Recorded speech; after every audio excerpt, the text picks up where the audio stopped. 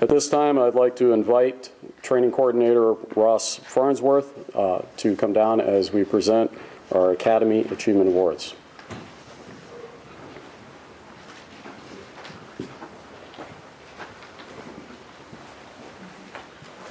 Thank you, Mr. Cathcart.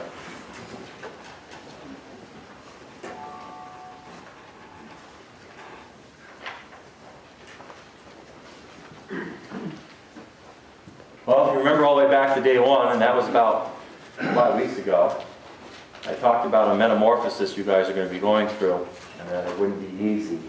And yet here we are 5 weeks later. And I get the opportunity to recognize some of the excellence that this class has done. That being said, only a few people can be recognized, but you should look at those who get recognized as getting there through the hard work of this whole class. Every one of you had to step up at some point, take on leadership roles. Every one of you guys had to work hard, help each other to get here. Not everyone who started at the beginning is here at the end. But that process of getting here is something to be very proud of. Can I first see, let's see, talk about the class valedictorian. Would Brendan Clements please join me up here?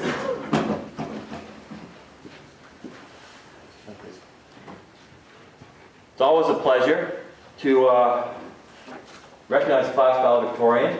I'm going to read the certificate.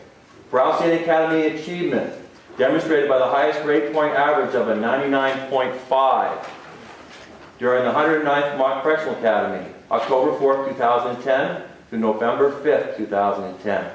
Congratulations.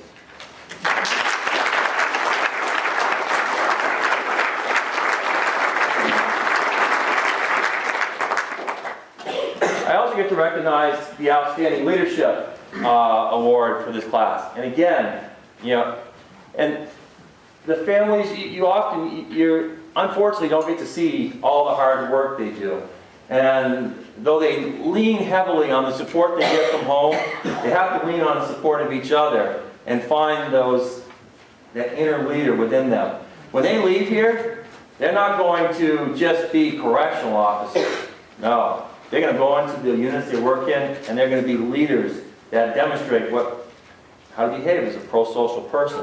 And we told them they're going to have to work on those skills. It's my, again, pleasure to recognize William Russell.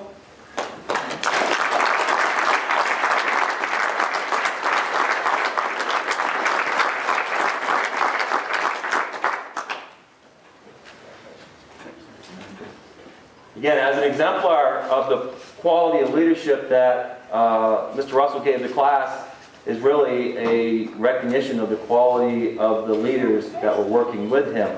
I'm going to read this for you. For outstanding leadership, William R. Russell Jr. For demonstrating superior leadership qualities and providing outstanding service during the 109th Vermont Correctional Academy, October 4th, 2010 through November 5th, 2010. Congratulations.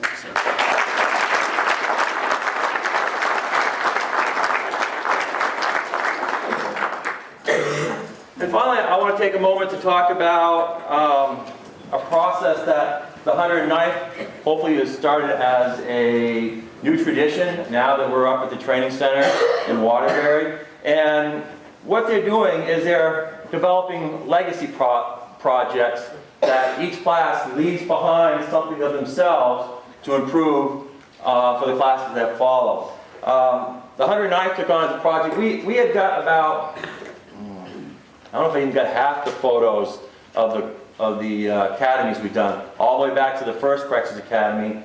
And we've hung them partway down the wall. And unfortunately, especially for the later classes, we haven't had an opportunity to get their pictures up there yet. We've been at our new work site for about a year now. It's a little over a year. So this class took on the project of getting all the pictures that we actually have hung. And it says, we're beginning a new tradition at the Vermont Correctional Academy. It's recognized the 109th for their legacy project of getting all the class photos up to date for the following classes to see who has come before them. And a good chance, of course, they want to get their picture up there too. This will hang underneath the pictures showing the work that they did. Thank you very much.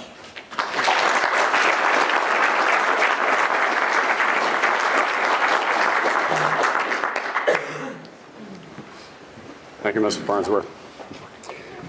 It should be noted that the Legacy Project, the suggestion of that came from a training assistant, our Week 3 training assistant from Marble Valley, Sean Stocker, a CO2 there. And I think the Marble Valley staff should be very proud of Officer Stocker and the contribution that he's made to the Academy. In the end of Week 4, beginning of Week 5, I give the class a task. I asked the class to present Academy staff with nominations for who they believe is the example of the Vermont Correctional Officer. That person that is chosen will be their class speaker. And the 109th has nominated Abigail Record as their class speaker. Come on up, Ms. Record.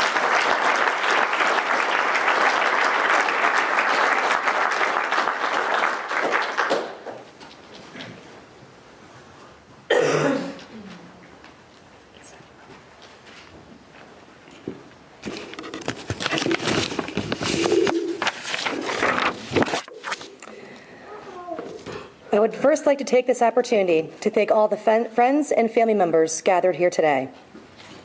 The past 5 weeks were difficult to be away from those we love and care for. Your understanding and support has and will always be greatly appreciated. I would also like to thank all the Academy staff.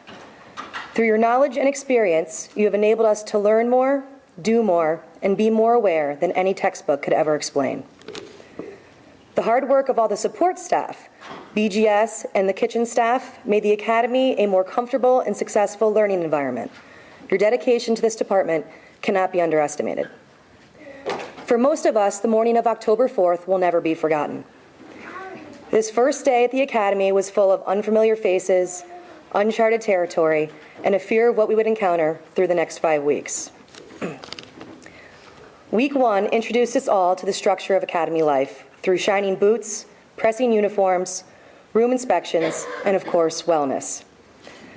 Here we find ourselves on the last day of Week 5 as the 109th graduation class, transformed by this structure into the professional correctional officers that you see before you today. Through this experience, we have been challenged every step of the way. For some, being away from home seemed unbearable. Others struggled with the Academy life.